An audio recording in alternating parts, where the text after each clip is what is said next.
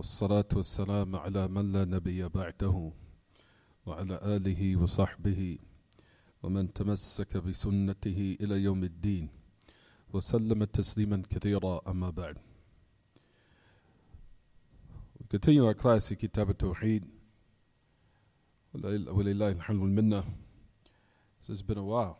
It's probably been about 2 months due to the fact for Ramadan and then the month of Shawwal. For that reason, we continue our lessons in Kitaab At-Tawheed. I think it's no problem to return just a little bit back to review, not that much, so we can just do a little slight review to remind or refresh what we've been studying before the month started. On this, I forgot the day. For the day or the time is 7:05 p.m., Friday, July the 12th, which is now on the Hijri calendar.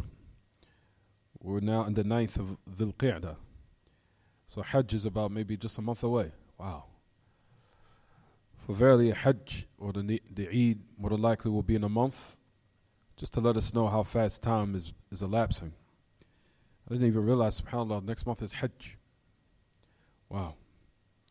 So on this 9th of Dhul Qa'dah, the year 1440 after the Hijrah, Mustafa alayhi salatu wassalam, we continue in Kitaab At-Tawheed.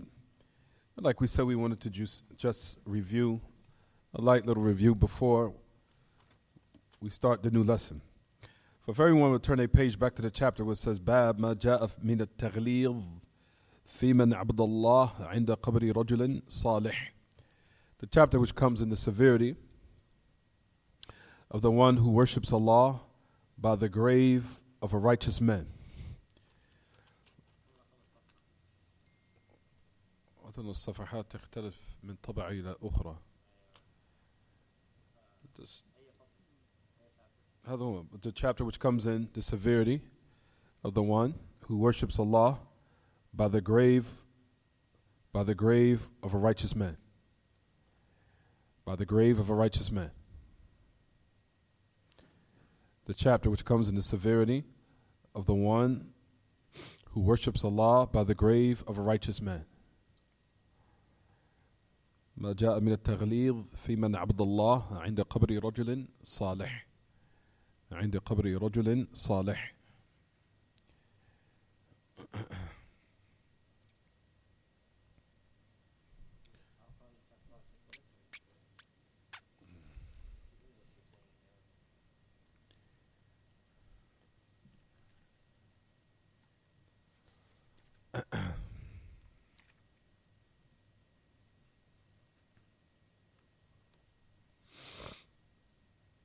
Here it is, right here.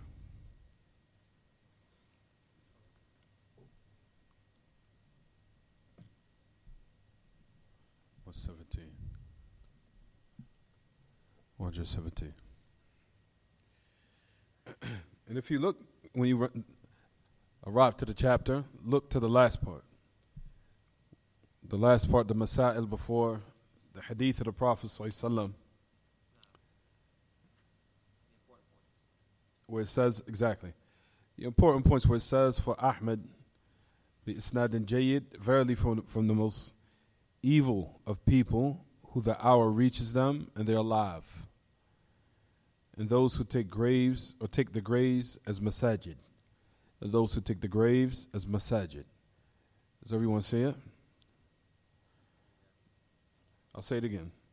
For Ahmed there's a sanad upon Abdullah ibn Mas'ud radiyallahu anhu marfu'a, says from the most evil of people who the hour reaches them and they are alive. And those who take the graves as masajid. Do you see it?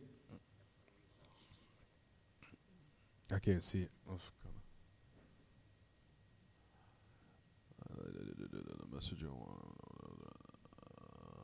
No, that's it. Oh, let me see it one more time. I'm sorry.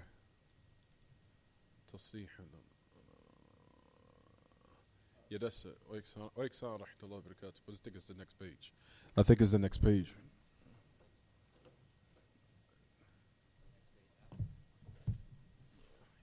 No, I'm sorry. I keep thinking it's the Arabic book.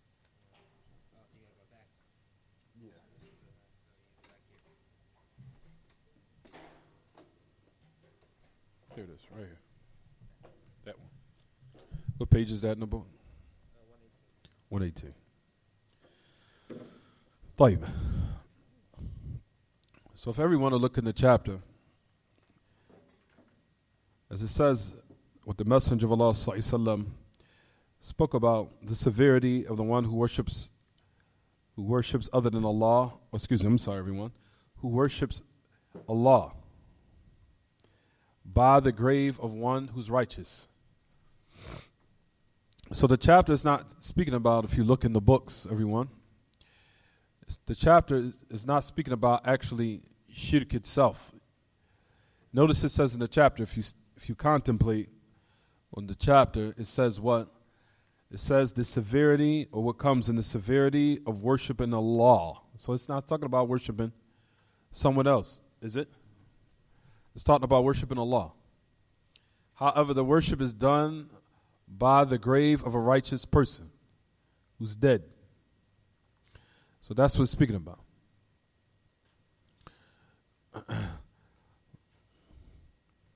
So it's not talking about actually worshiping other than Allah, if you look in your books. Rather, it's talking about worshiping Allah, but by the grave of one who passed away, and he's dead in the grave. And, however, eventually Shaitan will decorate his grave, and as a result of it, it will eventually fall into polytheism, as we'll discuss, inshallah. So firstly, number one, we're talking about, if you look in your books, we're talking and discussing the narration which comes in Imam Ahmad in his Musnad. And the narration has the chain, is jayyid, it's sound. On the authority of Abdullah ibn Mas'ud, they said that from the most evil of people, that the hour will reach them and they are alive. That the hour will reach them and they are alive, and those who take graves as masajid. طيب. So that's to show what, everyone? That this is another narration to show that the Messenger of Allah ﷺ gave a description of the most shirad al-khalq, who the most evil of people. And he says those who the hour or the day of resurrection will reach them. That the day of resurrection will reach them and they're alive. طيب, why is it? So what is this narration speaking about here? What is the Messenger of Allah speaking about? The Messenger of Allah ﷺ is talking about how on the last days of this earth, before Allah subhanahu wa ta'ala destroys it, or its last days, that the last people that will remain on the earth before the day of resurrection, the last of the people who remain on this earth will be the most evil of creation. And upon that, the hour will be established. Why is it, everyone? We'll discuss momentarily in a minute of why. I'll give the reason. طيب. From the benefits of these narration is to show. You guys didn't come with a pen. You're asking the teacher for a pen. He asked the teacher for a pen. طيب. Anybody have a pen?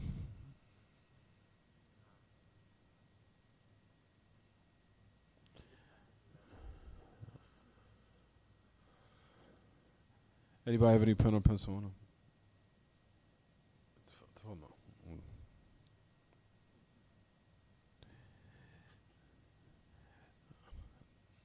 No.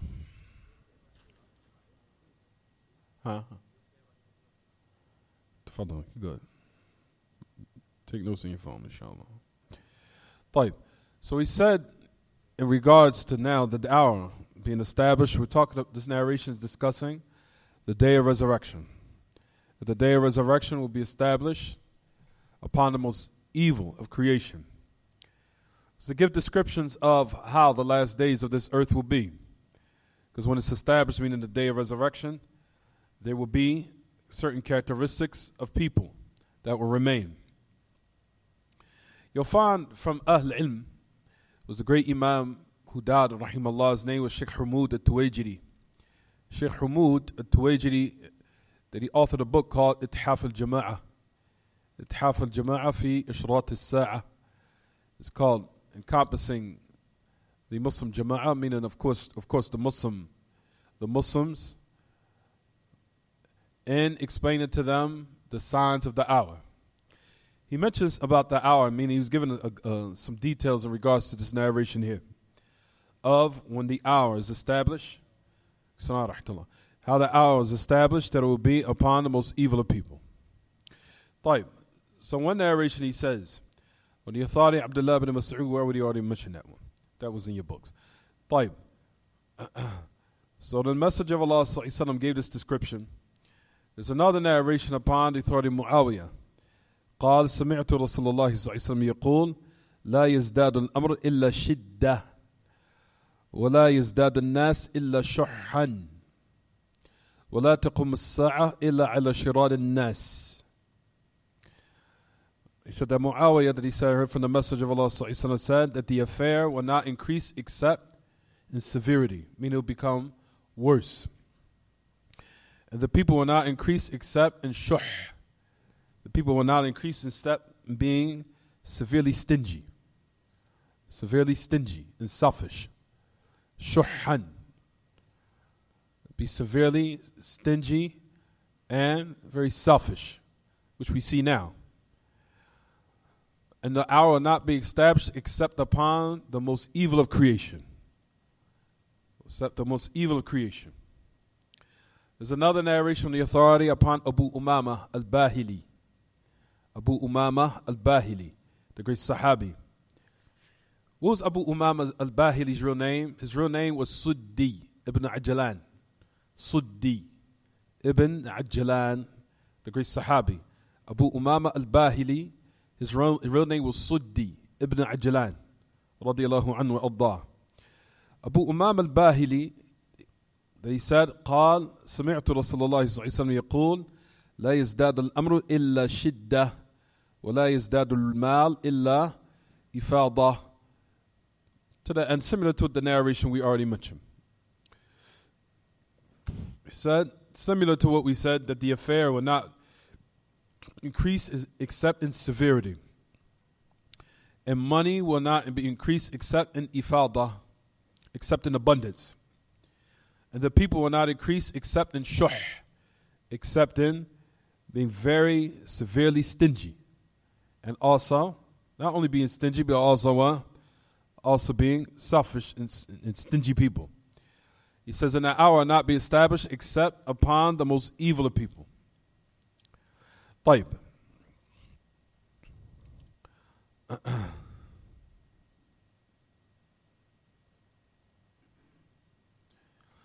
Also on the authority of Nawas ibn Sam'an, they said, the messenger قال ذكر رسول الله صلى الله عليه وسلم الدجال ذات غدا الحديث وفي آخره بينما هم كذلك إذ يبعث الله ريحا طيبة فتأخذهم تحت آباطهم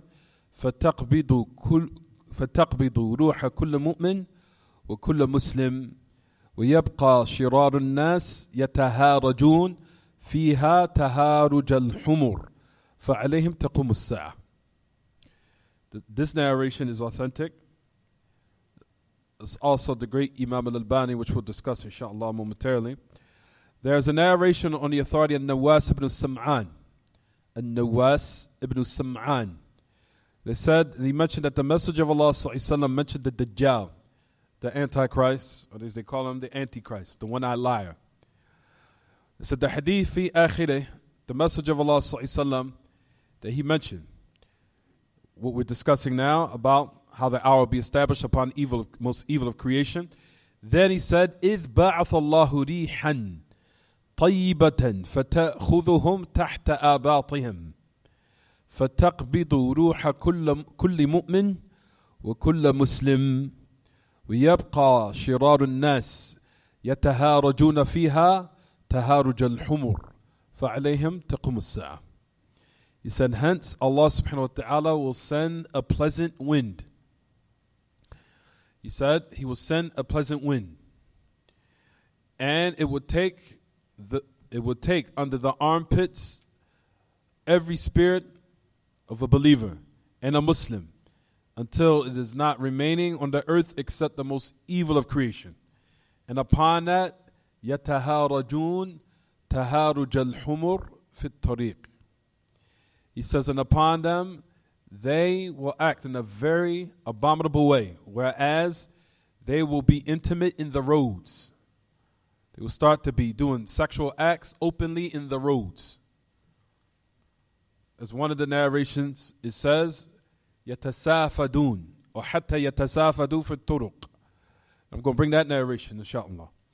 One of the narrations says, from the signs of the hour when it will be established upon the most evil of creation, and from their signs is that in the last days of this earth, when the dhikr or the remembrance of Allah will be absolutely removed from it.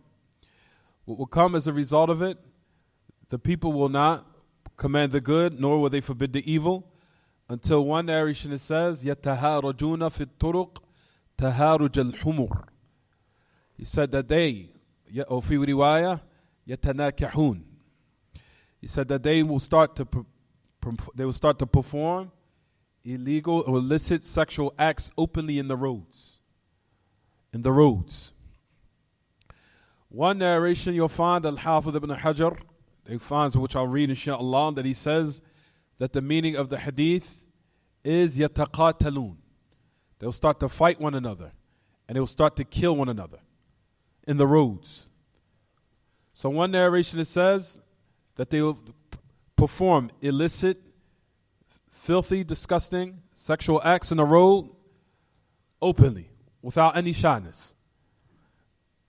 And one narration it says that it means, as I'll read what Al-Hafidh ibn Hajar mentions in Fath al-Bari, that he said that the meaning of يَتَهَارَجُونَ meaning يَتَقَاتَلُونَ يعني يَقْتُلُ بَعْضُهُمْ بَعْضًا, that they'll start to kill one another in the roads.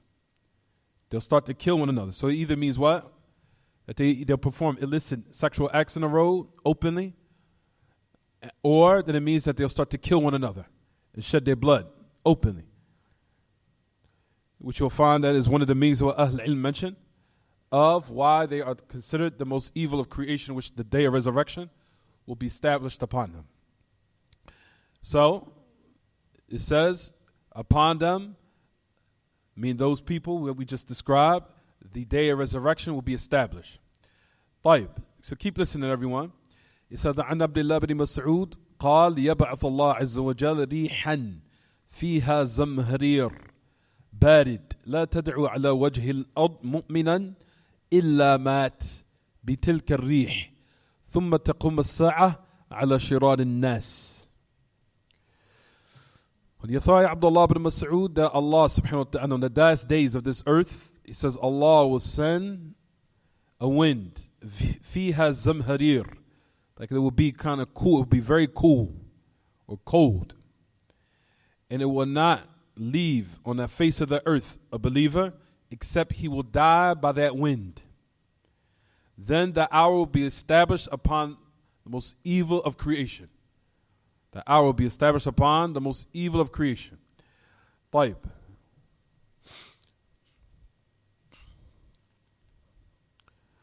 There's another narration on the authority of Abdullah ibn Amr ibn al-As.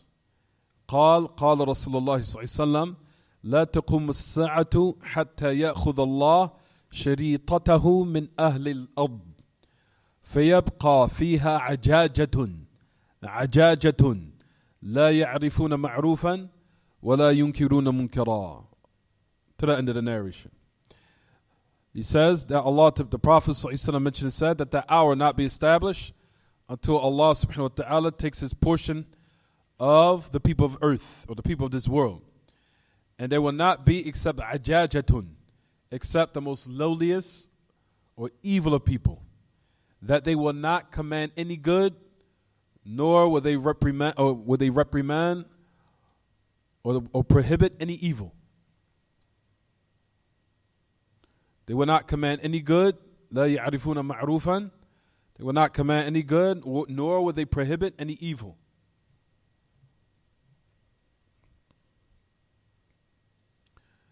طيب. So, we know on the last days of earth that the remembrance of Allah, the Quran, will be removed. There's a narration that says that the Quran will be removed. Also, there's a narration that says that the hour will not be established until it's not even said Allah, Allah on the earth anymore. that Allah, the word Allah will not be in the earth anymore. And this narration that we just read now said that there will not be any remembrance of Allah where any people would command any good, nor will they forbid any evil. They will not command any good, nor will they forbid any evil. So upon that, what is that saying, everyone? I'm going to read another narration to bring what Ibn Kathir, what he says in a minute, inshallah. طيب. All these narrations are correct. So you got to understand that the last days on this earth, there will be people performing illicit sexual acts in the roads. To let you know, to the point where people will not what? Care. To command the good, nor what? Forbid the evil, until this type of evil has manifested itself. So that lets you know that what? That all these meanings we said are correct. Because if the people don't command the good, forbid the evil, what will come as a result of it is a bunch of chaos.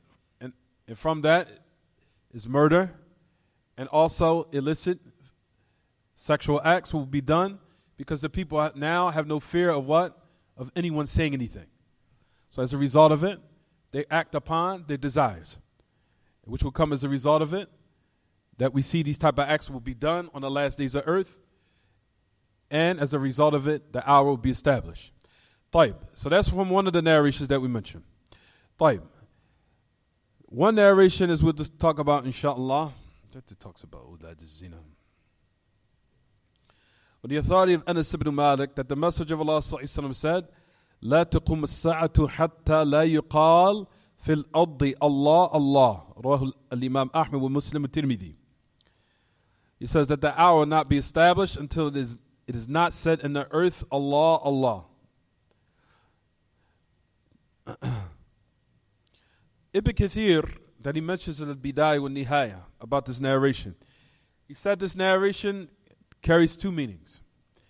He said, لا يقال في الأرض الله الله قولان. He said it carries two meanings. One of them he said, أن معناه أن أحدا لا ينكر منكرا ولا يزجر أحدا إذا رآه قد تعاطى منكرا وغيره فعبر عن ذلك بقوله حتى لا يقال الله الله. He said the first meaning of that the hour, day of resurrection, not be established until it's not even mentioned or said in the earth, Allah, Allah. He said the first meaning of it is, he said the first meaning, Ibn Kathir mentions that the first meaning is that the people will not command any good, nor will they forbid any evil. That's one of the meanings. They will not command any good, nor will they forbid any evil. Meaning, if they was to see someone practicing or indulging in an evil or other than them, they will not say anything. They will condone it and allow it without it being reprimanded or condemned whatsoever. It will be allowed for them to carry on as if there's nothing wrong with it. So the Messenger of Allah ﷺ mentioned and said that this type of leaving off the commandments of Allah by commanding the good, forbidding the evil, is from the meaning of the statement that it will not be said in the earth, Allah, Allah. That's one of the meanings. Basically, the first meaning is that there will not be anyone to command the good, nor will there be anyone to what? Forbid the evil. He said, just as, and this is what Ibn Kathir goes on to say, he said, كما تقدم في حديث عبد الله بن عمرو بن العاص فيبقى فيها عجاجة لا يعرفون معروفا ولا ينكرون منكرا. That's the way we mentioned that. والقول الثاني حتى لا يذكر الله في الأرض ولا يعرف اسمه فيها وذلك عند فساد الزمان ودمار نوع الإنسان وكثرة الكفر والفسوق والعصيان. وهذا كما في الحديث الآخر لا تقوم الساعة حتى لا يقال في الأرض لا إله إلا الله. وكما تقدم في الحديث الآخر أن الشيخ الكبير يقول أدركت الناس وهم يقولون لا إله إلا الله ثم يتفاقم الأمر ويتزايد الحال حتى يترك ذكر الله في الأرض وينسى بالكلية فلا يعرف فيها وأولئك الأشرار شر الناس وعليهم تقوم الساعة. So Ibn Kathir, he goes on to mention in Bidayah wa Nihaya, which Sheikh Hamoud At-Tawheed mentioned in his book called Ithaf al-Jama'ah. He goes on to say, he said the second statement of there will not remain in the earth where the people will be saying Allah, Allah is the actual meaning. He says where Allah's name will not be mentioned in it, due to the severity of how corrupt the time will be, and also due to the type of destruction mankind will be in. He says in the abundance of disbelief, in the abundance of disobedience, and fusuq, and also uprightness being what? Removed. Just as it comes in another narration, that the hour will not be established until it is not said in the earth, La ilaha illallah. So even La ilaha illallah will not be mentioned in the earth. He said, just as is preceded in another narration, where there will be an elderly man who will say, in the last days and times on this earth, we reached the people. And we used to hear them say, La ilaha illallah. So that's all they will know, which is an indication that the Quran and the knowledge will be removed. The Quran will be removed, the knowledge will be removed, the ulama will be dead and gone, and there will not be left except little remnants of what they used to be reminded of the past, such as what this elderly man said. He said, I reached the people that I used to hear them say, La ilaha illallah, ثم يتفاقم الأمر ويتزايد الحال حتى يترك ذكر الله. He said, and after that, the affair will become severe, and the situation will become increased, meaning in its evil. He says, until it is left off the remembrance of Allah in the earth, and it will be forgotten totally. It will be totally forgotten. And it will not be known in it, and they are the most evil of people that will be left on the earth. And upon them the day of resurrection will be established. The great Imam Sheikh Hamoud At-Tawheed, rahimahullah, he said about this, he said, القول الثاني هو الصواب وهو يتضمن القول الأول أيضا لأنه إذا ترك ذكر الله في الأرض ونسي بالكلية فلم يعرف أو فلم يعرف فمن لازم ذلك ترك إنكار المنكرات وترك الزجر لمن يتعاطى شيئا منها والله أعلم. He said, the second statement to me is correct. He says, even though the first statement, even though at the same time it contains the verse meaning. So basically he's saying both meanings what Ibn Kathir mentioned are what? Correct. He said because if the mentioning or the remembrance of Allah is left off in the earth and is forgotten totally, then there will be no good to be known where people would command it. He said for what that necessitates is that the people will also leave off reprimanding the evil. And the people will leave off trying to deter the people from committing it and doing acts that are reprehensible and evil. طيب, Al-Hafidh ibn Hajar mentions in regards to this narration. He said, does this hadith contradict the narration when the Messenger of Allah ﷺ mentioned and said, لا تزال طائفة من أمتي على الحق منصورة وفي رواية ظاهرين على الحق وفي رواية منصورة لا يضرهم من خالفهم ولا من خذلهم حتى يأتي أمر الله وهم على ذلك. You'll find Al-Hafidh ibn Hajar that he mentions, it says, this narration or these narrations that we're mentioning, do they contradict the narration of the Prophet ﷺ where he said that there will always be a group of my nation, meaning from the Muslims, who will never cease to be upon the truth, aided and victorious by Allah. They will not be harmed by those who oppose them or let them down until the affair of Allah comes. You'll find that this narration, Al-Hafidh ibn Hajar said that there's no contradiction in these narrations. Because when the Prophet ﷺ mentioned the last part of the hadith, that he said, until the affair of Allah comes, the affair of Allah means the wind that we just mentioned. That's the meaning of the affair of Allah. The affair of Allah, meaning that Allah subhanahu wa ta'ala in the last days on this planet or this dunya, He will send a pleasant wind to grab all the souls of those who have any type of faith from the mu'mineen or the muslimin.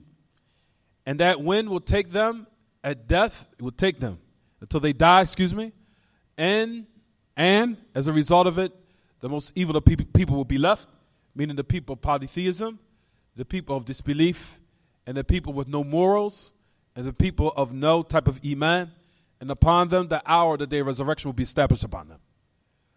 So when the Prophet ﷺ said that there will never be, or there will never cease to be, a group of my ummah aided and victorious upon the truth, that they will not be harmed from the one who let them down or oppose them until the command of Allah comes, that the meaning of command of Allah is that wind that will come, that pleasant wind that Allah subhanahu wa ta'ala will send, and it will take the souls of every believer and Muslim. As it says in the narration, and taking them from under their armpits until their souls are removed from their bodies. So that wind, and they say it comes in the direction of Yemen, I think it says in one narration, and it will what? It will remove the souls of those who have iman. So as a result of it, what will happen, everyone? The only people that will be left in this world will be the most evil of people. And upon them, the hour will be the day of resurrection will be established.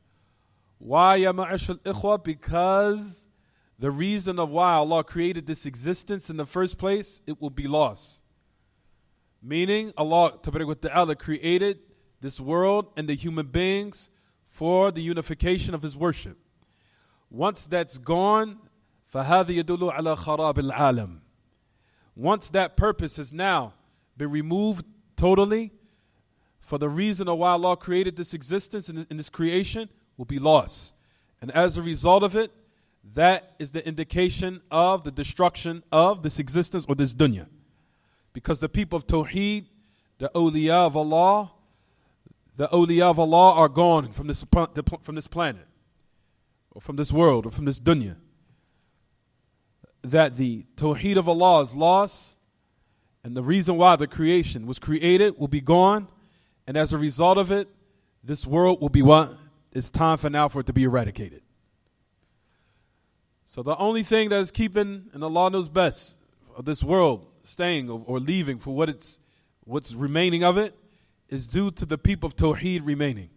The people who unify Allah in His worship and worship Him correctly and upon what is correct.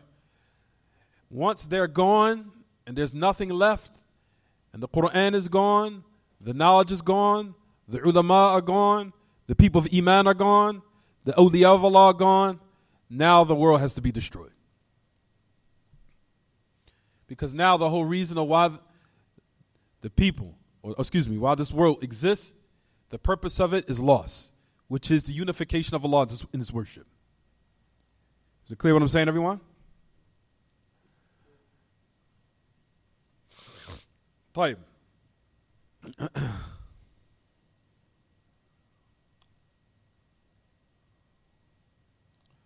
know why I put that right there.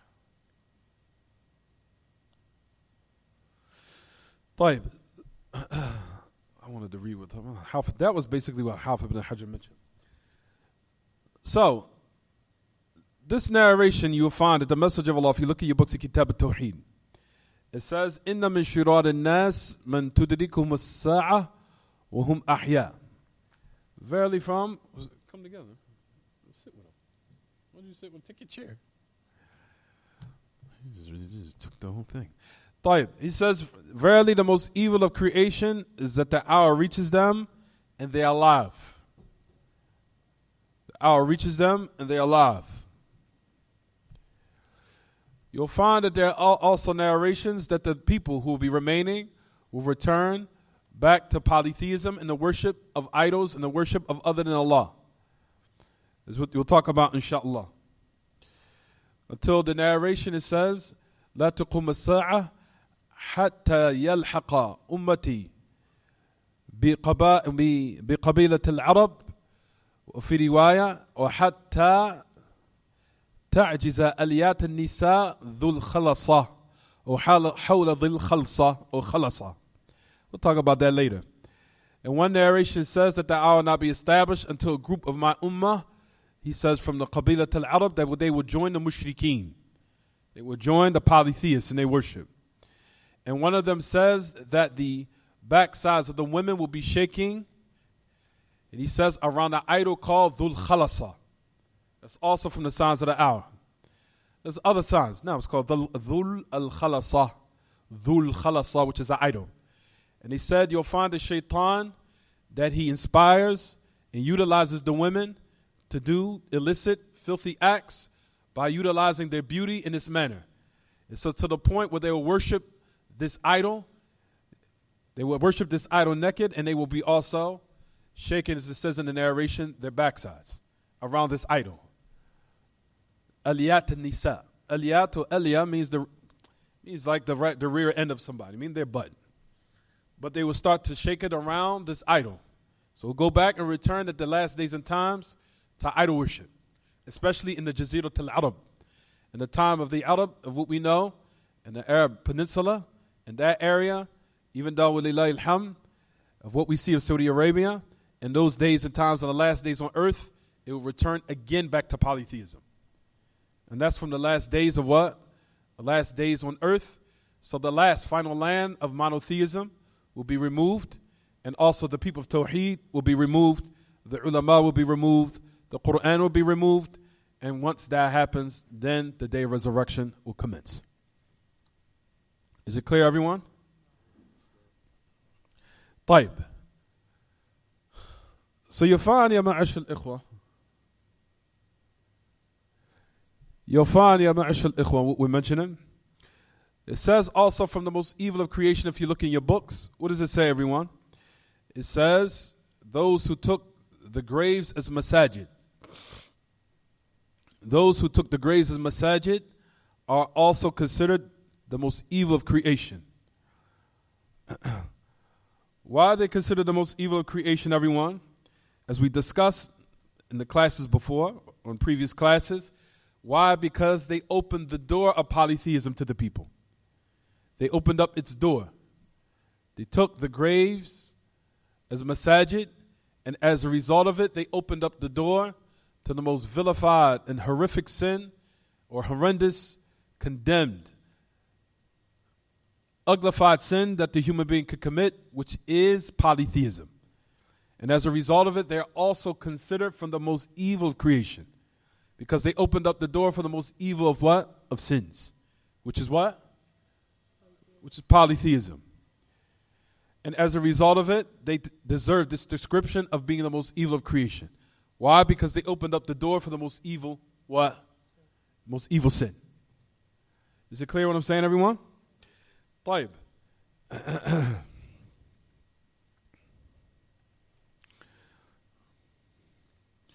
You'll find that Shaykh al-Islam Taymiyyah, or rather if we go back to the books, look to the Masail, everyone. Let's look to the matters that's mentioned in the last part of the book. طيب, فيه مسائل. Listen to the great Imam Shaykh Muhammad ibn Abdul Wahhab rahimahullah. He goes on to say, ما ذكر الرسول في من بنى مسجدا يعبد الله فيه عند قبر رجل صالح ولو صحت نية الفاعل. He says the first mas'ala, the first matter that we mentioned is what the Messenger of Allah ﷺ mentioned in the one who builds a masjid in which is worship in it, Allah subhanahu wa ta'ala. However, what is in it is what? The grave of a righteous man. So, we said that the meaning of this narration is building a masjid on top of a grave. That's one of the meanings. But that's not the only meaning that we mentioned from last class, right, everyone? We mentioned that this hadith is also comprehensive for other meanings. So firstly, building a masjid on top of a grave is part of the prohibition here. Second, the one who prays in the graveyard.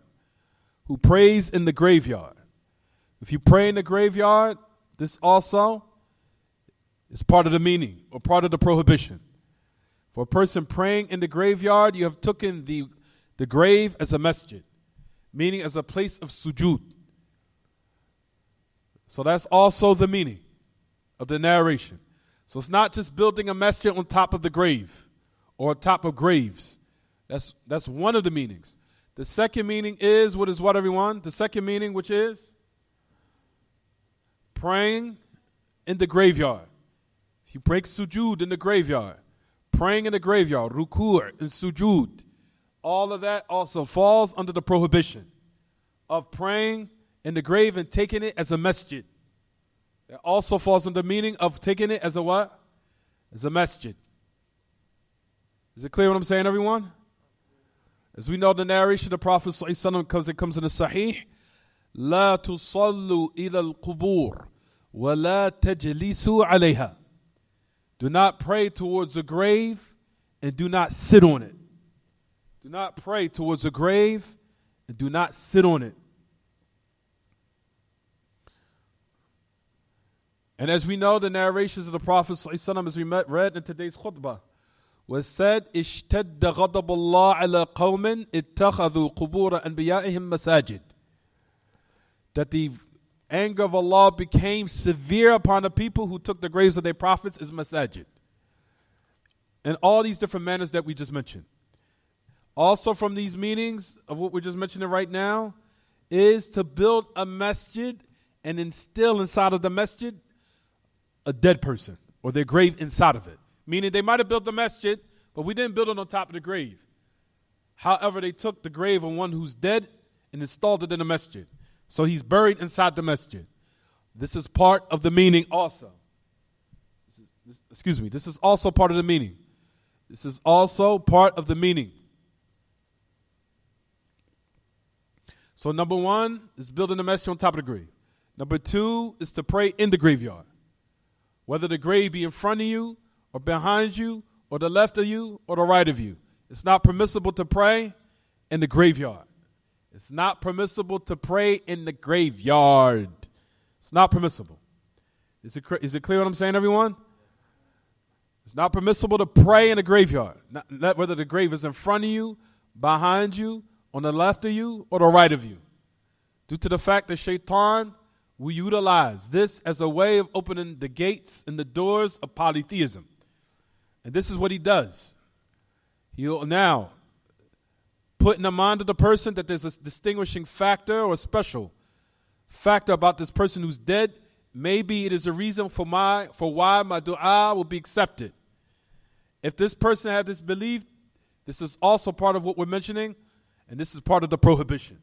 That I make a dua or I'm praying here in this grave, hoping that the person who's dead will be a reason for my dua being accepted. If this is the case, ya ma'ashal ikhwa, this is the what? This is prohibited, and this is part of the polytheism which the message of Allah is prohibited. And this is the reason why the great Imam mentioned the title in the chapter where it says clearly, what does it say, everyone?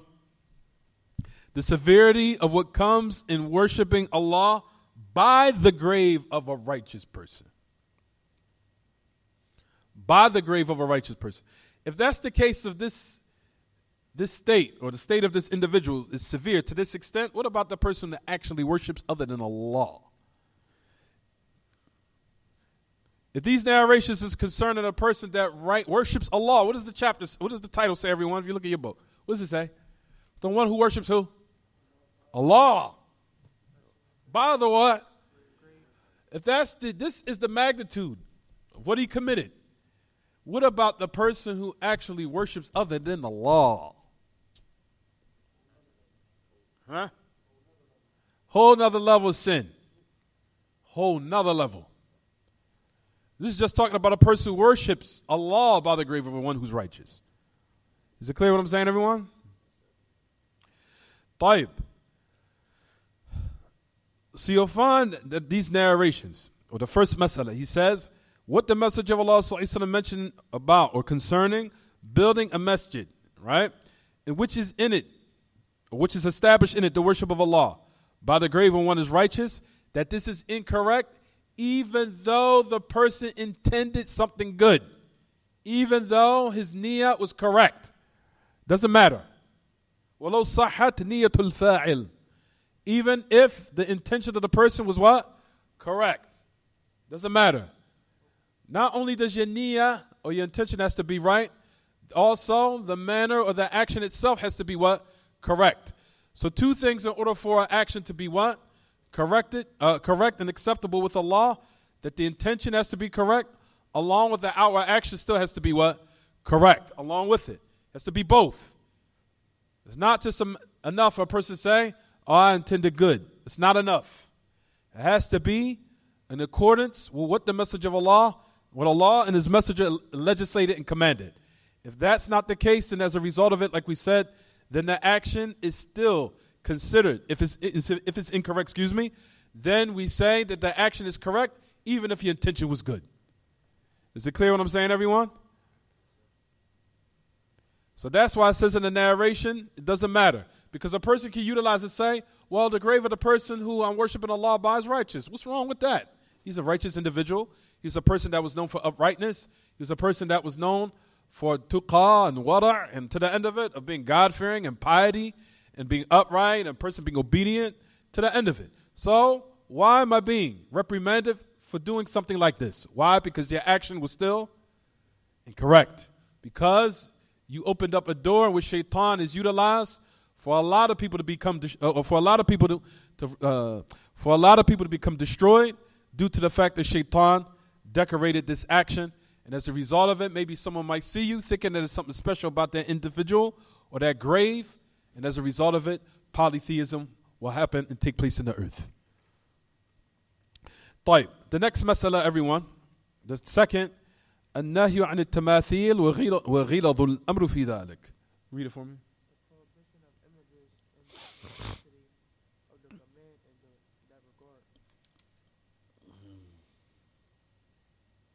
Now, the prohibition of images. And the what again? How's it translate in your book? The prohibition of images and the intensity of the command in that regard. The intensity of the command in that regard. Now, so the prohibition of images. Prohibition of images, in which we live in a day, as they say, مِمَّا عَمَّ بِهِ الْبَلْوَى. As images is now been plagued throughout society. I don't see how there's any way to get around it. For you'll find, ya ma'ash al-ikhwa, the intensity of what the Messenger of Allah ﷺ mentioned in this regard about those images and what came as a result of it. Where shaitan also utilized images and pictures and sculptures or anything with statues that were carved in the images of those who were righteous. For verily it was also utilized to open up the door of polytheism to the people on the earth. طيب. Third, العبرة في مبالغته في ذلك كيف بين لهم هذا أولا ثم قبل موته بخمس قال ما قال ثم لما كان في السياق لم يكتفي بما تقدم. جيد. He says, taking consideration or the consideration of the message of Allah, highly emphasizing that. And then he clarified that first by saying that by or before his death by 5 nights. 5 nights before he died, alayhi salatu wasalam. And the message of Allah ﷺ was warning against this matter which we're discussing now about telling the people not to take the masajid as well, take the graves of the masajid. For firstly, the message of Allah ﷺ said that this was from the sunnah of the Jews and the Christians from before, which led them down the road of polytheism and destruction. So the message of Allah had warned that this is from their ways prior of what led to their demise and their destruction. And their inevitable destruction came as a result of taking the graves of their prophets as masajid, as places of worship. So this originally from the what? The ways of the Jews and the Christians, in which the message of Allah ﷺ said that the la'na of Allah, the curse of Allah, had descended upon them as a result of it. that the curse of Allah descended upon them because they took the graves of their prophets and messengers as what? As masajid, as places of worship. Tayyib. Also, you'll find that the great Imam, that he mentioned a statement in this chapter saying how, he said, the two deviant sects who are the most evil of the deviant sects of the Muslims. The most evil deviant sects from the Muslims, until it says in the same chapter, and I'm going to flip it back, everyone. Matter of fact, if you want to go back a little bit, then we'll turn back. He said that they, to the point where some of the ulama excluded them from being from the 73 sects that the Messenger of Allah ﷺ said they are from his ummah. Meaning that they're not even considered from the 72 sects that will be in hell. Or 73 sects except one, who the Messenger of Allah gave the exception, from his ummah who were Muslim. Tayyib. The narration that says 73 sects of the Muslims of his ummah, meaning those who deviated in the creed and the foundation of Islam. They deviated in the usul of Islam, meaning in the aqeedah of Islam. When they came with a deviant methodology in the fundamentals, it rendered them being from the deviant sects who the Messenger of Allah said they will be in the hellfire. Will they be in the hellfire forever? We said previously in other classes, no, they will not. As long as their bid'ah or their innovation that they committed in this dunya was not mukaffirah, that it did not take them out the fold of Islam. But however, if they died in that state, then they could be in the hellfire, which they will have to be purified of that discrepancy that they fell into in regards to their belief system. They will have to be purified of it, then they will be removed. Is it clear what I'm saying, everyone? However, are these two groups considered from those people who will be in a hellfire? Momentarily, then they'll be brought out. Listen what Sheikh Muhammad Abdul Wahab mentioned in his book. What did he say? He said, some of Ahl al-Ilm consider those two groups. He's talking about the Jahmiyyah and the Rawafid. Exclude them from not even being from those 73 sects from the Ummah of the Prophet ﷺ. Is the Rawafid and the Jahmiyyah. You'll find that in your book. You'll find it in your book. Well, as a matter of fact, let me let's read it verbatim.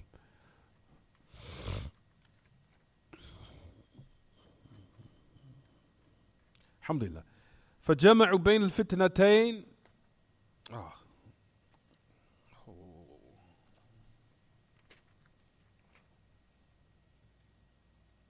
Matter of fact, it's mentioned in the matters, the 11th matter, number 11, in the last part of the chapter, everyone, where it says number 11. You read it. Now, what's it say? Read it for me, Bilal. Mentioned this 5 days before his death, and this is a refutation of two parties whom amount to the most evil people of innovation. You hear it? The two parties are the most evil of Ahl al-Bid'ah, who are the Jahmiyyah and the who? And the Rawafid. The Jahmiyyah and the Rawafid. بل أخرجهم بعض أهل العلم من 72 فرقة وهم الرافضة والجهمية. Is it Salama ibn Ahwaz or Ahraz? Is it Salama ibn Ahraz al-Kanani? Or Nasr al-Sayyar al-Kanani? Now I remember. طيب. It says in 11th that the Messenger of Allah mentioned in his khutbah before his death about 5 nights. In that is a refutation against the two groups who are considered the most evil of Ahl Bid'ah. It says, in which, listen to the great Imam Muhammad Abdul Wahab, he says, rather you'll find that some Ahl Ilm remove them from being from the 72 sects. They are from the Ummah of Muhammad ﷺ, meaning 73, of course the Messenger of Allah mentioned in the narration. He said the Rafidah and the Jahmiyyah. He said because of the Rafidah. Now listen to this. Listen to what? He's memorizing. So he said listen to, because he said بسبب الرافضة. Because of the Rafidah, everyone, what? Polytheism took place. And the worship of graves. This is what does Sheikh Muhammad Abdul Wahab mention to say? What does it say? Clearly. What does it say, everyone?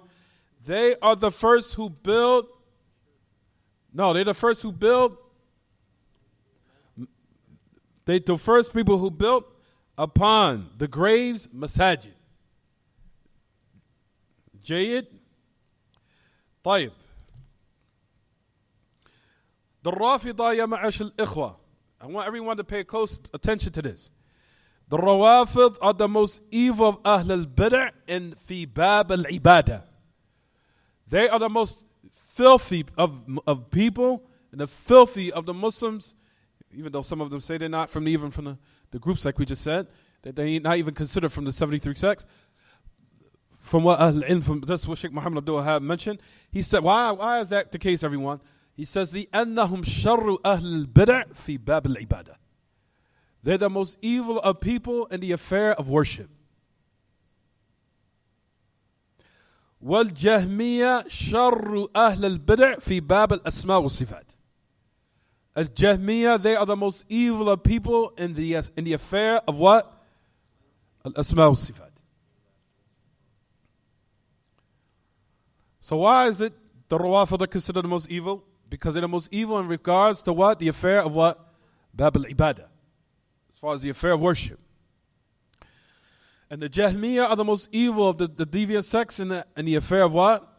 In the affair of Al-Asma' wal-Sifat, in the names and the attributes of Allah. The most evil. As you'll find that the Jahmiyyah did not establish for the existence of Allah except, they say, إِلَّا الْوُجُودَ الذِّهْنِ. They did not establish for the existence of Allah except a so-called mental intellectual existence. Meaning Allah subhanahu wa ta'ala has no existence outside of the mind. Allah subhanahu wa ta'ala, as they say, if you will find it, what it necessitates, Allah has no existence outside the mind. لَيْسَ لِلَّهِ وُجُودٌ فِي الْخَارِجِ. There's no existence for Allah subhanahu wa ta'ala outside the mind. For that reason, you'll find, like we said, some al-ilm removed them from being from the what? From the 73 sects that the Messenger of Allah sallallahu alaihi wasallam mentioned, from his ummah. As we know, the Jahmiyyah did not start until al-Khilafah al-Abbasiyah, until the Abyssinian Khilafah, or the Caliphate of the Abyssinian, or the Abyssinian Caliphate. So the Jahmiyyah, that group started around that time, with Jahm ibn Safwan at-Tirmidhi. With Jahm ibn Safwan at-Tirmidhi,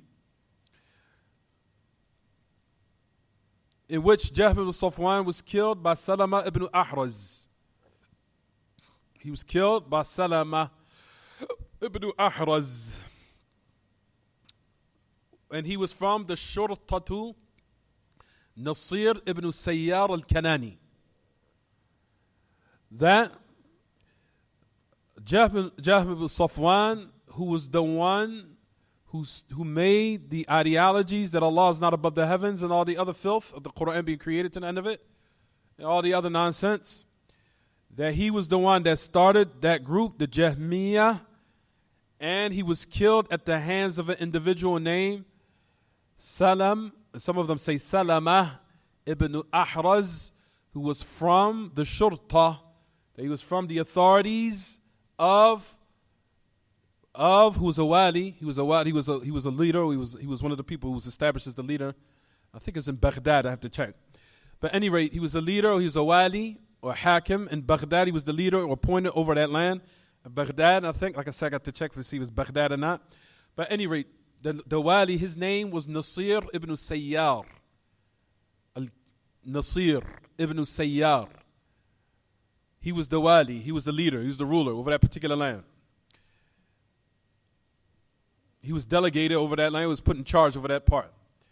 طيب, who was under him was Salama ibn Ahraz. He killed Jahm ibn Safwan. He killed Jahm ibn Safwan. Who came before Jahm ibn Safwan, who was what? Ja'd ibn Dirham, who was killed by Khalid al-Qasri. And he was killed during the Khilafah of Hisham ibn Abdul Malik. There's a lot of people sometimes get Jahm ibn Safwan and Ja'd ibn Dirham confused. Ja'd ibn Dirham was killed by Khalid al-Qasri. Ja'ad ibn Dirham, who came before Jahm al-Safwan, who was the originator of the Jahmiyyah. The originator of the Jahmiyyah was started by Ja'ad ibn Dirham, who was killed by Khalid al-Qasri.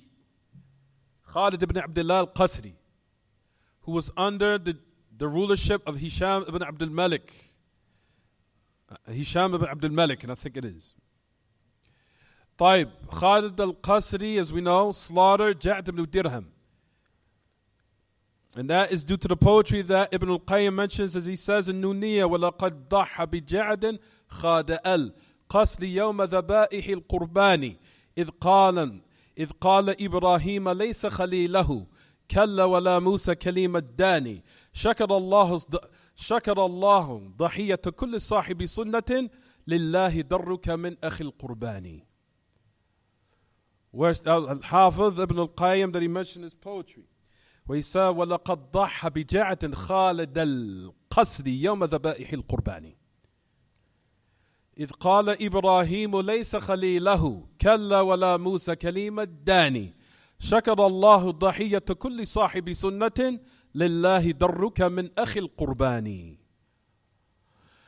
Where Al-Hafiz Ibn al-Qayyim mentioned in his poetry that he said, Ja'ad was slaughtered on the day of the Eid by Khalid al-Qasri, يوم ذبائح القرباني, on the day of the Eid, on the slaughtering of what we're going to do in about another month from now, which is the Eid al-Adha.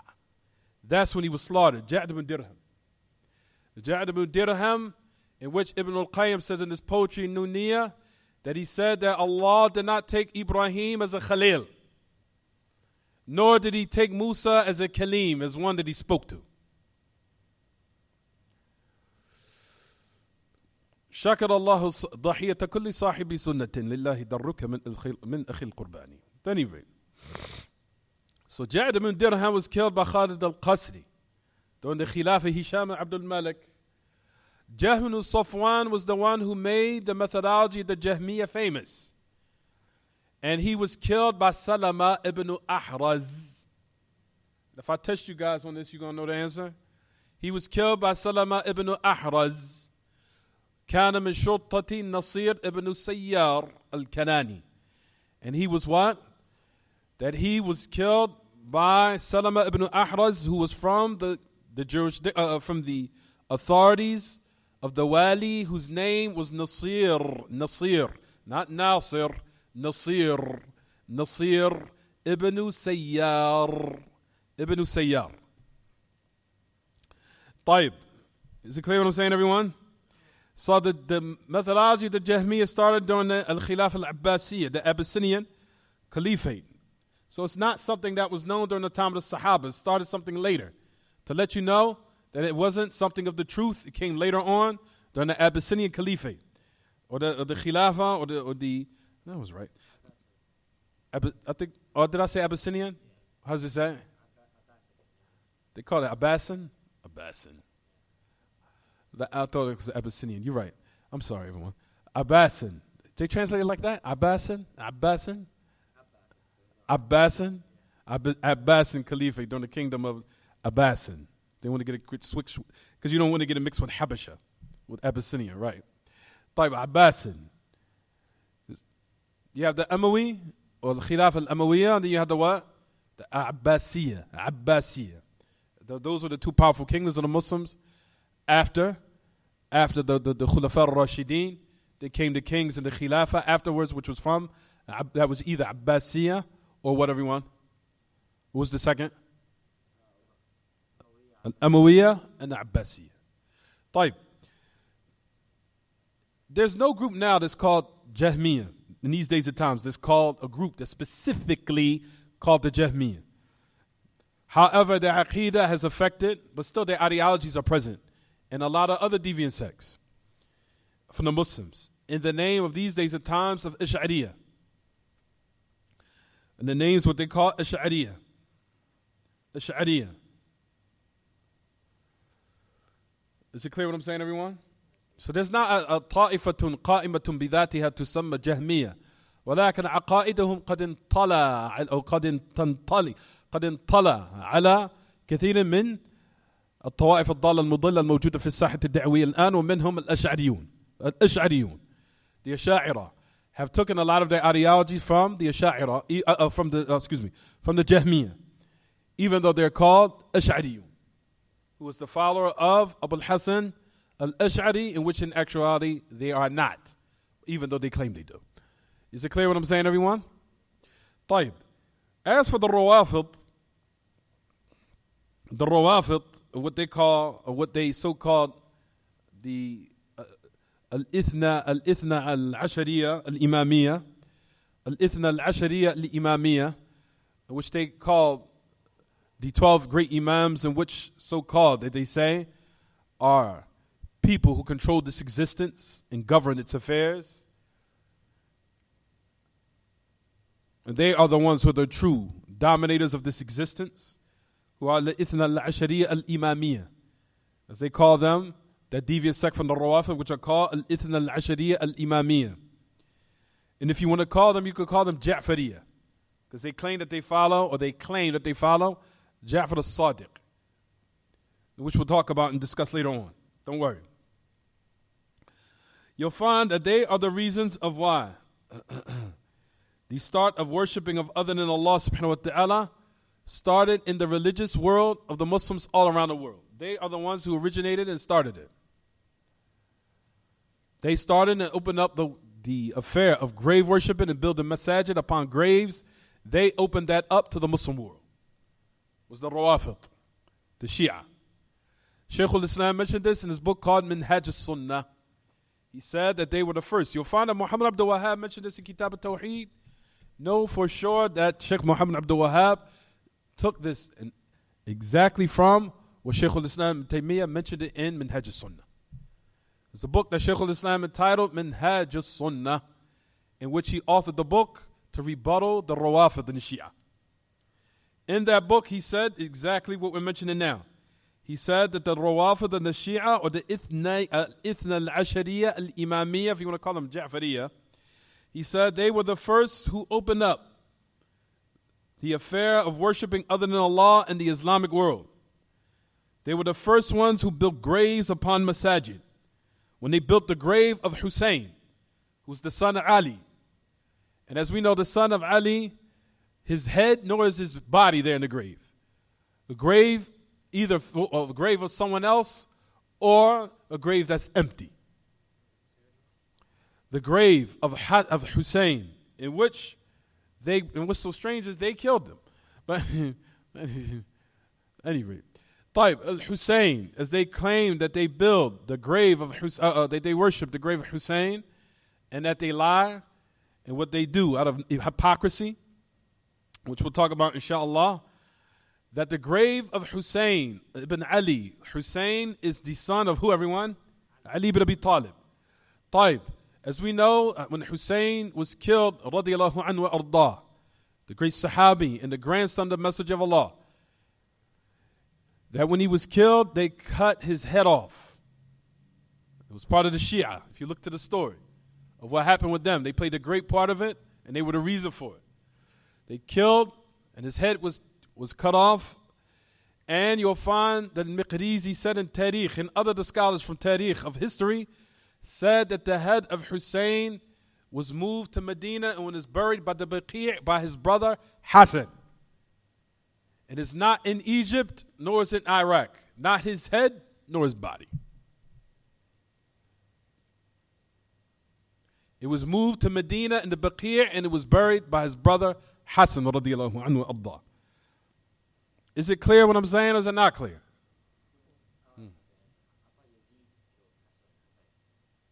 It's a story where the Rawafid were involved. They had a major part in his killing, his assassination. Oof, the story that they did, I'll tell you about it later. Go back to Ibn Kathir and mention it. They play a major role in the killing of Hussein.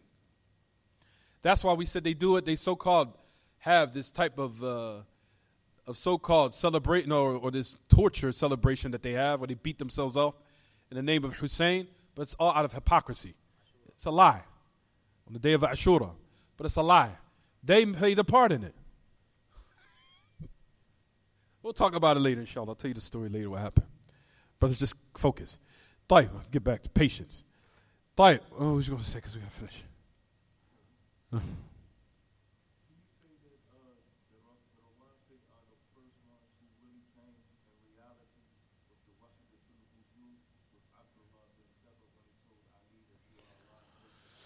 No, we would say that not wahdatul wujud, but the worship of a human being. That the Jews started the group the Shia. The Jews started with Abdullah as-Saba, who were the Saba'iyya, who claimed that Ali was a deity. They claimed that Ali was a deity of worship. So, I'm going to talk about that right now. You get me off to the point of what I'm talking about right now. At any rate, brothers and sisters, the Rawafid were the first people to open up the doors of building masajid upon what? Upon graves. You'll find in Egypt, especially in with the school now in Egypt, which is the famous university called Jami'at al-Azhar. Jami'at al-Azhar, brothers and sisters, before it was a university that is known now of propagating and teaching the Aqidah al-Ash'ariyah, it was firstly established upon teaching the people Rafid. It was firstly established upon teaching the people Rafid, the Madhab al-Rawafid, the people of the Shia.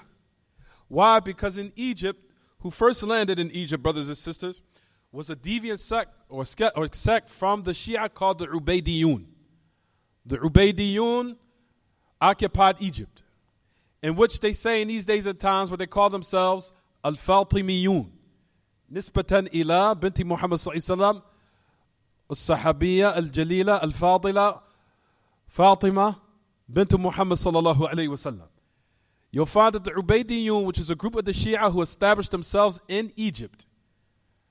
They established themselves was the Ubaydiyun who came first. Then after Ubaydiyun, they came, the Ubaydiyun called themselves the Fatimiyun.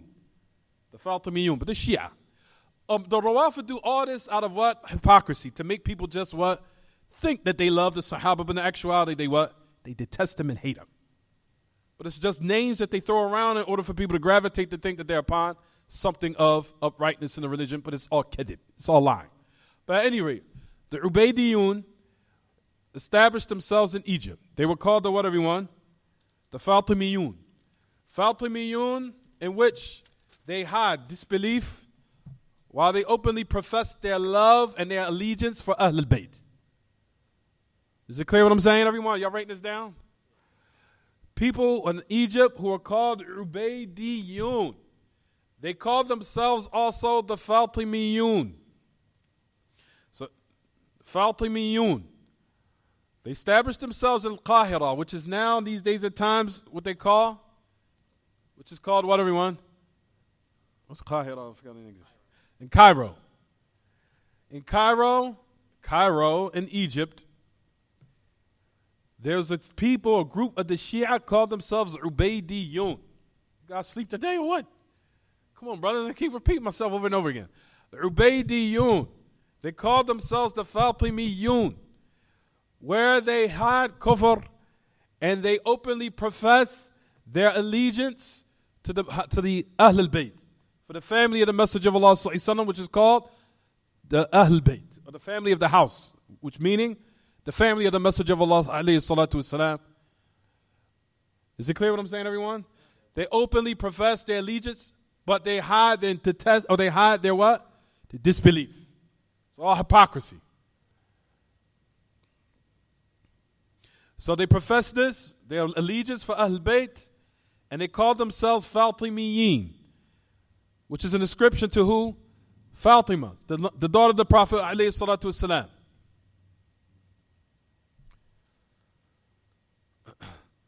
You'll find that they're the ones who brag about this type of bid'ah, that this type of innovation that they started, which is building graves upon,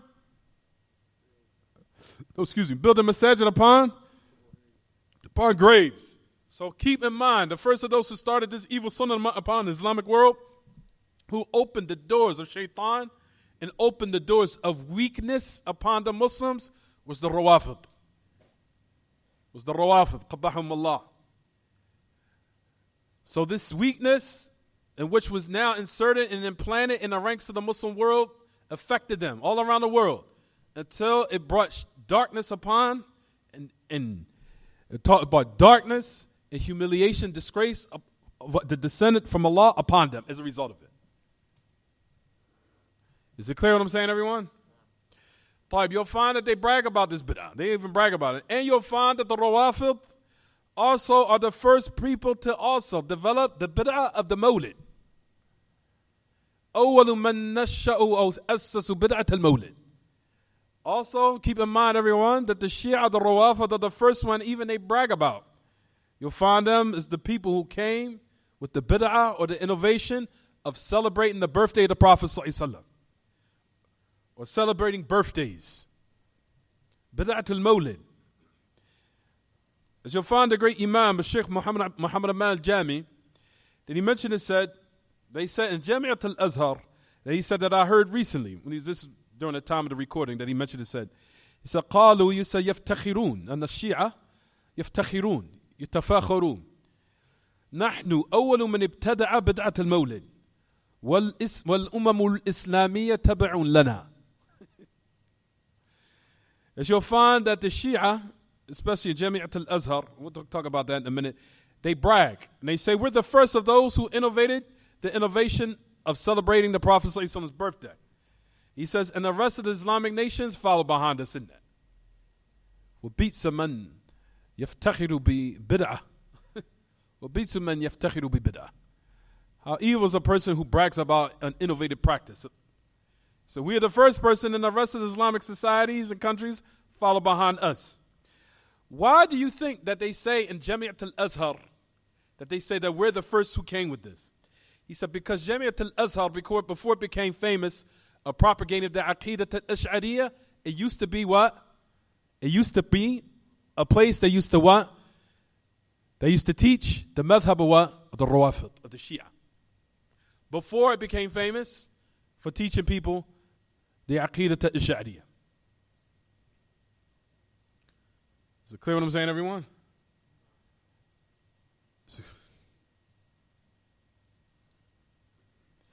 So the Ubaydiyun are Shia, Rafid, Ubaydiyah, who call themselves Fatimiyah, even though, like we said, all of it is what? All of it is a lie.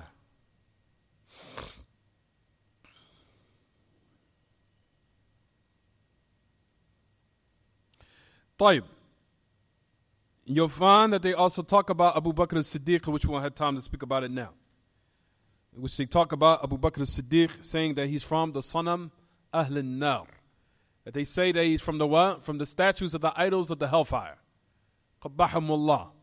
That they say that the Khilafah or the Khalifa after the Messenger of Allah sallallahu alaihi wasallam would be in the hands of one who's considered an idol from the idols of the hellfire. Sallallahu alaihi wasallam. And that you will find that they have a supplication which is called Dua as-Sanamain. That's a famous dua of the Shia. It's called Dua as-Sanamain. All you got to do is go online and find it. You'll find exactly what they say. You'll find exactly what they say in that dua, which is it's very, very, I don't even want to mention it here in this microphone. They call the dua, what they say, Dua as-Sanamain, the dua or the supplication of the two idols. And he's talking about Abu Bakr and Umar. All you have to do is go back on, if you want to go on what they say, what they call Google, put in Arabic, Dua as-Sanamain, it'll pop right up what they say in that dua. Cursing Abu Bakr, Umar, and Hafsa, and also Aisha. Radiyallahu anil jami'. طيب, is it clear what I'm saying, everyone?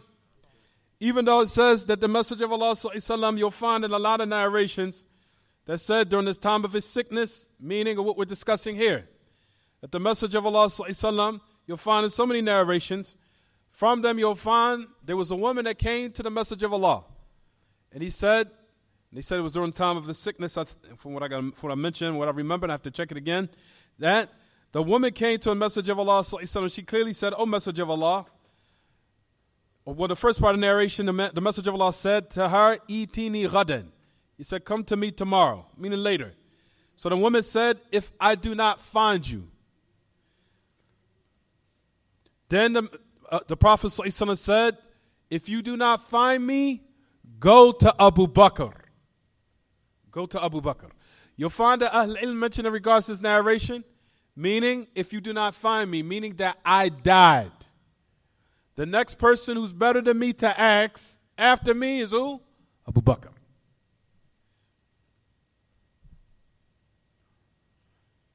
When the Prophet ﷺ, when the woman said, if I don't find you, you'll find that Ahl Ilm said, meaning if you die, O Messenger of Allah. If I die and I come back later, you're not alive. He said, go to Abu Bakr. Meaning, if you was to die, who do I go to? So this is from you'll find, which is very clear and distinct to show that what everyone, that Abu Bakr was the Khalifa after the death of the Messenger of Allah alayhi salatu wasalam. Is it clear what I'm saying, everyone? طيب, let's return back to the book. We almost finished. Next, let's go back. So everyone realize why the Jahmiyyah and the Rawafid are the most evil of what? The deviant sects. Why? Because every aqidah or every type of deviant sect, you'll find that it has, if not all of them, has all of these different beliefs in it. For example, the Sufiya, the majority of their practices of the grave worshiping was taken from the Shia. That's why you'll find that they say that the Sufiya, that majority of the practices, fiha rafd. That's why you'll find that Ahl Ilm say that the reason why the Sufis, they're worshiping graves is because they took it from the Rawafid. Is it clear what I'm saying, everyone? So what they're practicing of today is something that was a sunnah that was started, an evil sunnah that was started by the Rawafid, and they inherited it from them. You'll find that the majority of the deviant sects all go back to these two. Either Rawafid or the Jahmiyyah. The Mu'tazila took from the Jahmiyyah. The Asha'ira took from the Jahmiyyah. Also, the Maturidiyya took from the Jahmiyyah. And the Aqidah of the Shia of today is Mu'tazila. All of the Shia have the Aqidah of I'tizal. And alhamdulillah, one day when I became Muslim in the 90s, I didn't know what was the deviant sects of the Shia. This was back in 1995. And I was in college, and there was a guy calling the adhan extremely weird. And I'm like, what is he calling it? It was extreme weird adhan. So at any rate, we were walking down the street, and I started speaking to him, and he's saying that Allah subhanahu wa ta'ala, I think he said it was everything or everywhere. Or Allah is not above, and he was speaking ill about Abu Hurairah. So I said, what type of Muslim are you?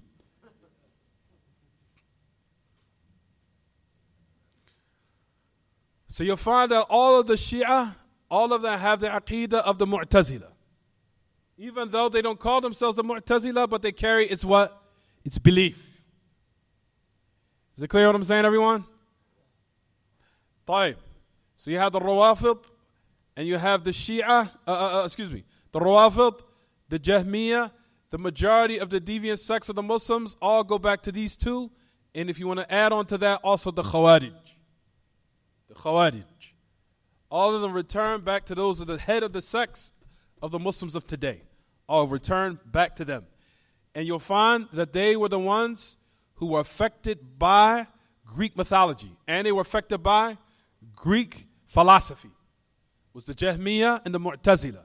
They adopted the ways of Greek mythology and Greek philosophy. And as a result of it, they came with this disgusting, destructive way of belief, which is the Jahmiyyah and the I'tizal and the Ash'ariyah. And you'll find, like we said, if you go back to a lot of their discussions, you'll find that they try to so-called logically debate with someone with logic, giving precedence to the mind over the revelation. And as a result of it, they fell into deviance, into destructive ideologies, until some of them even denied the existence of Allah. As a result of it. And this is what logic leads to. And this is what philosophy and logic leads to. Is it clear what I'm saying, everyone? طيب. So let's go on and keep reading.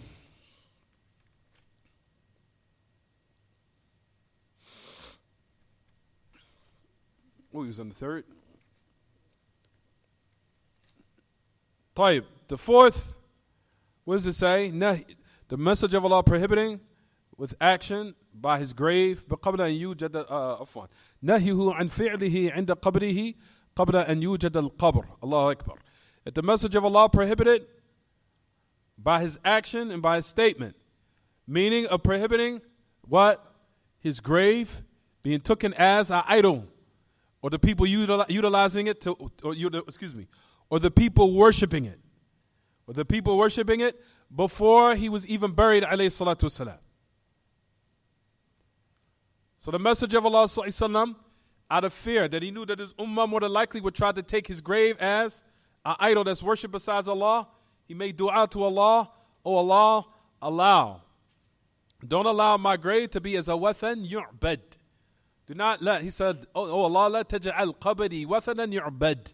Oh Allah, do not make my grave a idol that is worshipped beside you. Taib. The message of Allah's dua was answered. Allah answered his dua, as Ibn al-Qayyim mentions Nuniyah. What Ibn al-Qayyim mentioned in his poetry, he said, فَاسْتَجَابَ اللَّهُ دَعَاءُ رَسُولِهِ وَأَحَاطَتْ بِثَلَاثَةِ جُدْرَانِ. It says in the poetry that Allah answered the dua of his prophet and he encompassed his grave with 3 walls, meaning the gate and the fence and everything else to protect it, so the people can never worship it. Is it clear what I'm saying, everyone? طيب. So it says here in the narration that the Messenger of Allah prohibited that to make it clear, not to make his what? His grave a thing or idol or anything of worship whatsoever. So Allah answered his supplication, as Ibn al-Qayyim mentioned Nuniyah, and Allah encompassed it with what? With those 3 walls. And not only is it 3 walls now, there's also gates around it. So no one can try to now utilize it to take it as something of a wathan or object of worship or idol worship. طيب. 5th, it's almost time for the salat. أنه من سنن اليهود والنصارى في قبور أنبيائهم. It is from the ways of the Jews and the Christians, and it is the ways of the Jews and the Christians, and pertaining to what? To the graves of their prophets. And also, the message of Allah cursing them upon it, or the curse of Allah came as a result of that. From the past of their ummah, that the curse of Allah descended upon them as a result of taking the graves of their prophets as masajid. So the message of Allah was saying that if this happened to them, O Muslims, if you do it, then what? The la'an of Allah can fall on you too. That the curse of Allah can fall on you, and you'll find that a lot of Muslims, what did they do, everyone? They did it. They did it. And to the point you'll find that they even try to justify the reasons, especially in Egypt, where death, or a lot of dead or graves are inside masajid, and they'll say, what about all these narrations? They said, no, we don't accept those narrations. There's nothing wrong. That's Tawheed. Tawheed is to have the dead and the righteous in our masajid, and to have them in there. And we pray in there. Oh yeah, there's a lot of them. It's the message of Allah. As a result of it, you'll find that the curse descended upon. If you go down this road of the Jews and the Christians, then likewise the curse of Allah can what? Fall on you if you follow down their path. If you go down their path, the same thing that happened to them can happen to you. And this is exactly what the Muslims fell into. And you'll find that they talk about all day and night, what do we do to remove this humiliation, disgrace from us and all our countries and our lands? Go back to this book. Remove the athar, or the remnants of polytheism, and remove the graves out of your masajid and the people worshiping them. And inshallah, Allah subhanahu wa ta'ala will turn the situation around. Is it clear what I'm saying, everyone? But this ultimate weakness of polytheism has been implanted in the ranks. All of that has now, as a result of it, caused destruction and caused turmoil. وَلَا حَوْلَ وَلَا قُوَّةَ إِلَّا بِاللَّهِ وَنَسْأَلُ اللَّهَ أن يرد المسلمين إلى الحق ردا جميلا. طيب. The 7th, أن مراده تحذيره إيانا عن قبره. We already talked about that. His intention or message of Allah of warning the people not to take his grave, or warning to us to not take his grave as a thing of worship. طيب. Also, the message of Allah clarified the reason why he did not want his grave to be shown. What does it mean shown? Meaning buried like everyone else in the Baqi'. He didn't want his grave to be buried just like everyone else in the graveyard. Because what it came as a result of it, more than likely shaitan would have came to the minds of certain people who are ignorant and would have started worshiping the what? The grave. Is it clear what I'm saying, everyone? طيب. The 9th, Read it, everyone. في معنى اتخاذه. I'm sorry. تفضل بلال. The meaning of taking it as a basket. That's what تفضل. Amir, you want to call it? He's in the office.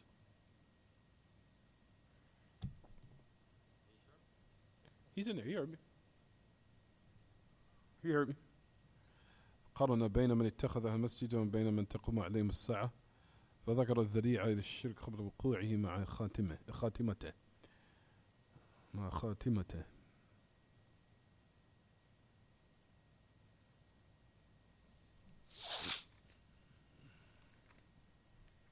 Well, we're basically finished. It's only a couple left. We're done.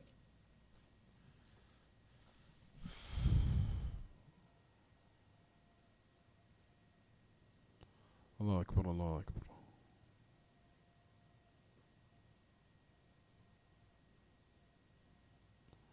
Allah Akbar, Allah Akbar.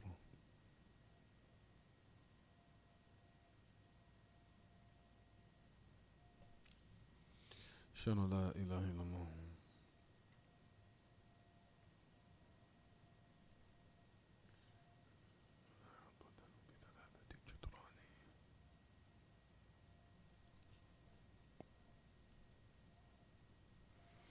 أشهد أن محمد رسول الله.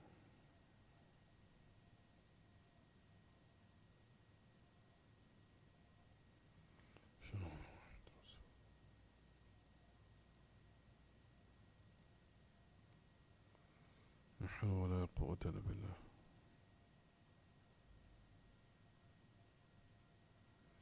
لا حول ولا قوة.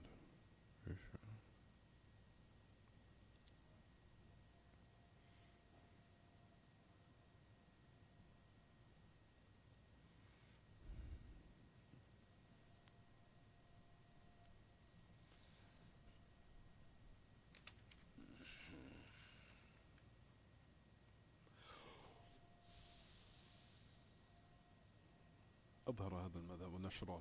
I was right. I thought I was wrong.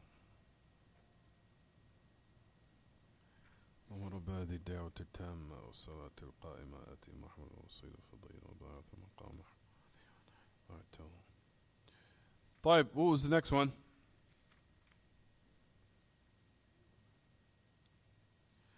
طيب, what was the 9th? No, 10th. أنه قارن بين من اتخذها مسجدا وبين من تقوم عليهم الساعة. That the message of Allah, that he coupled between those who take the masajid, take the graves as masajid, and between the people who the hour will be established upon.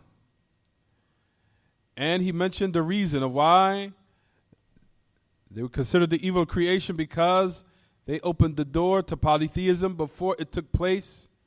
قبل وقوعه مع خاتمته. That the message of Allah sallallahu alaihi wasallam, they were the ones who opened the door of polytheism before it took place, even though the message of Allah sallallahu alaihi wasallam closed it off.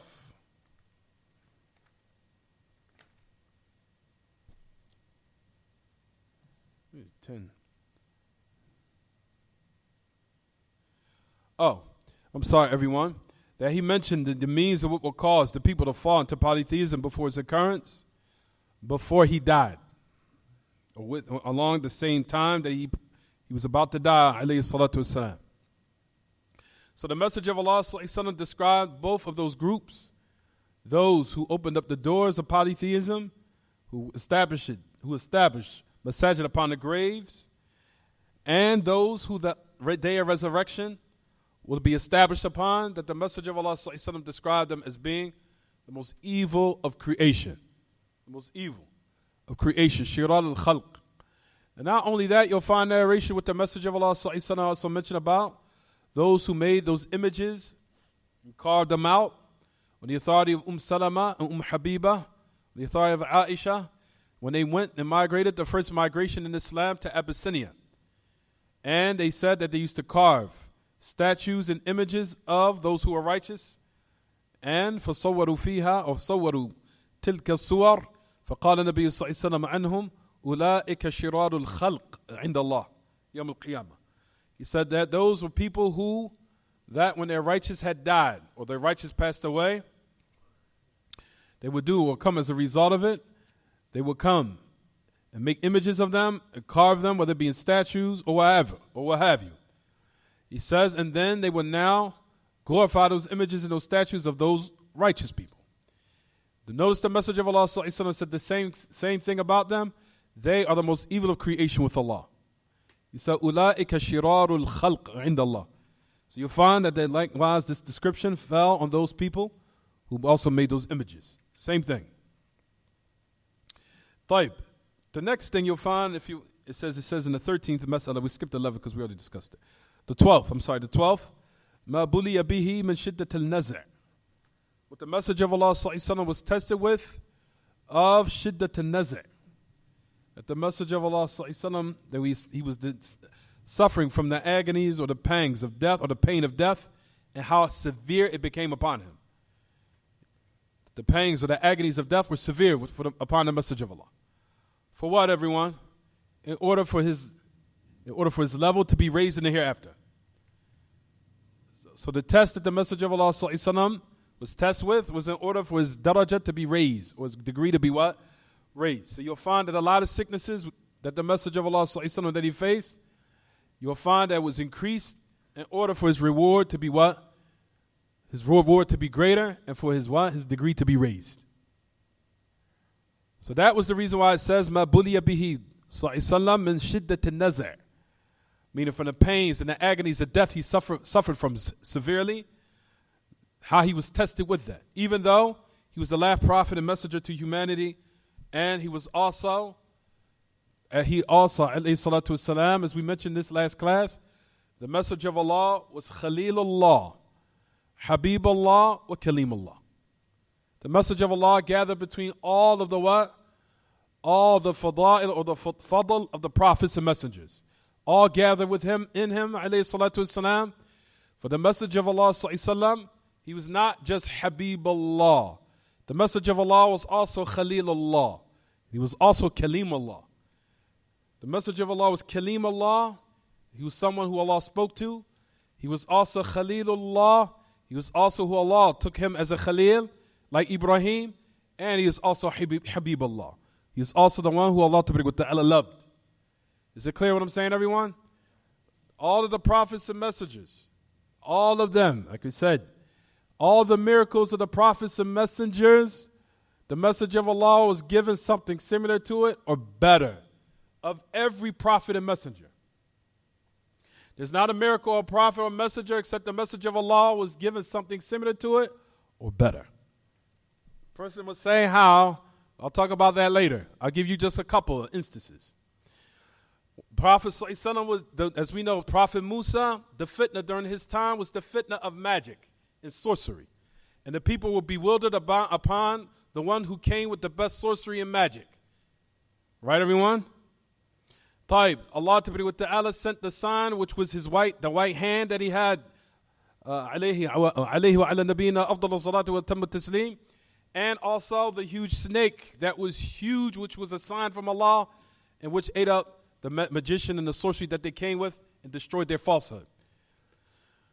And we know that Prophet Musa was also given the waves that were tremendous, that were huge, that departed, that allowed Bani Israel to cross safely upon the other side. The message of, and also from the miracles of Prophet Musa is he heard Allah's voice. He heard Allah Ta'ala's voice. Amongst other miracles that Musa was given, alayhi wa ala nabiyina afdal salatu was salam. So Musa was given all those miracles. The message of Allah was given something better. Something similar or better than what Musa was given. What was Musa Prophet ﷺ given? The message of Allah ﷺ that he rose to the seventh heaven, above the seventh heaven, where Allah is above the heavens, and spoke directly to Allah. Musa was not raised above the seventh heaven. The message of Allah went where no human being went. He was raised above the seventh heaven, and he spoke directly to Allah. That is more bewildering and more in depth than what Musa was given. Musa spoke to Allah, but Allah did not raise him to the seventh heaven. to the highest of creation, above the Arsh, and spoke to his prophet directly. The Prophet ﷺ he rose above the what? Seventh heaven, and spoke directly to Allah, in which Allah subhanahu wa ta'ala made the what? Made the 5 prayers obligatory. Until it says in the narration that the message of Allah descended to Musa and said that your ummah will not be able to take it. 50,000 asked for Allah to what? To lighten it. Until he went up again. And all of this is to show that the meanings of these narrations that Allah is above are not metaphoric, they're real. Because it necessitates there's something going up and down. That means something, that thing is truly above. Because it says in the narration, the message of Allah from one heaven to another heaven, to another heaven, to another heaven, to another heaven, and each heaven said Jibreel had to open up a gate. And there were inhabitants in other heavens with the angels. We'll talk about that. In each heaven was inhabitants. Where's all these inhabitants of the angels? It says from one heaven to another heaven to another heaven. Tayyib. So then it says the message of Allah spoke directly to Allah. Tayyib. So that's something greater than what Musa was what? Given. Tayyib. The message of Allah was given also something that was greater than the waves of that departed in the sea, or that split in the sea. But the message of Allah was given the splitting of the moon. Or the moon split during the time of the message of Allah. That's something greater and more bewildering and more astonishing and more on a higher level. So the message of Allah was given something similar to every prophet, either something similar to it or better. Likewise, the message of Allah alayhi salatu wasalam was given all the 3 characteristics of the prophets from before, similar to Musa, who's considered Kalim Allah. The message of Allah was also Kalim Allah. Allah spoke directly to the message of Allah alayhi salatu wasalam. Also, Allah took Ibrahim as a Khalil, which is the highest form, which is higher than just mere love. Mahabba, Khalil, or Khulla is on a higher level. Khulla, or being Khalil, is something on a higher level. Someone's Khalil is higher than love, of being someone's Habib. And it says here in the narrations that, verily Allah took me as a what? It's right in the same chapter, it's in here. Verily Allah subhanahu wa ta'ala took me as a Khalil, just as he took Ibrahim as a what? As a Khalil. So that makes the Prophet ﷺ what, everyone? Khalilullah. And the message of Allah ﷺ is also Habibullah. He's all 3. Kalimullah, Khalilullah, Habibullah. All 3. Which lets you know that he alayhi salatu wasalam was the greatest prophet and messenger after all the prophets and messengers. He was given everything of what all the prophets were given, either something similar to it or better. For example, another example. Due to following his barakah and his sunnah, what happened with the people when they crossed the boat overseas during the previous prophets and messengers, in regards to what happened with Noah, Prophet Nuh. As one of his miracles was he built the boat and it sailed across the ocean. Right, everyone? During the time where Allah subhanahu wa ta'ala punished the people by flooding the earth. The Prophet ﷺ, due to the barakah of his sunnah, was giving something better than that. Where the people of the Sahaba and some of those who followed his sunnah after he died, alayhi salatu wasalam, did something more bewildering and astonishing. Where they started to walk above the water. They didn't need a boat. Yes. Oh, absolutely. Some of the Sahaba were walking above water. They didn't need a boat. Due to following the sunnah of the Prophet alayhi salatu wasalam. That miracle was better than the miracle of who? Of Nuh. It's more in depth.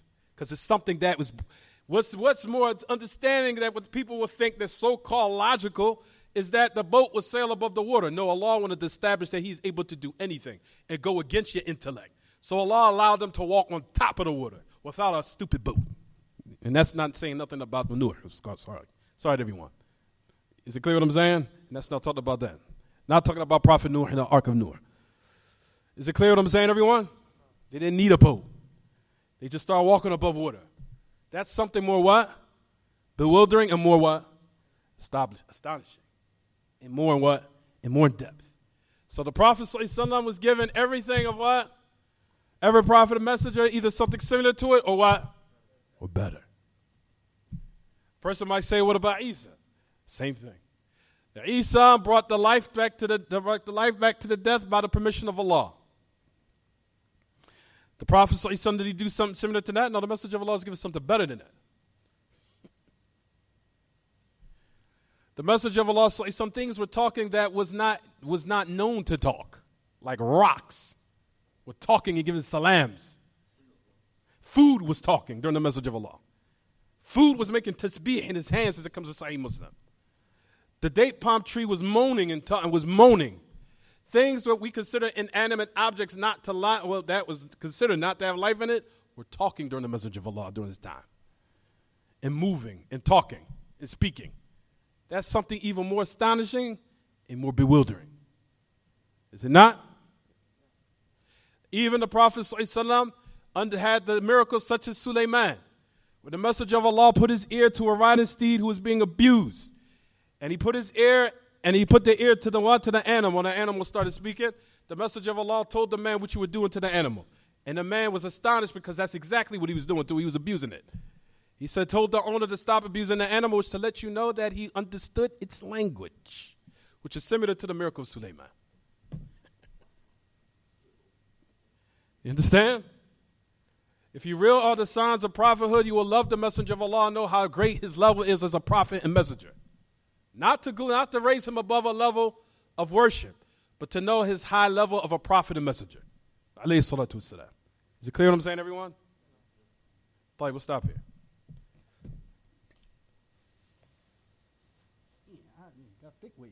هذا وصلى الله وسلم وبارك على نبينا محمد وعلى آله وصحبه وسلم سبحانك اللهم وبحمدك أشهد أن لا إله إلا أنت أستغفرك وأتوب إليك.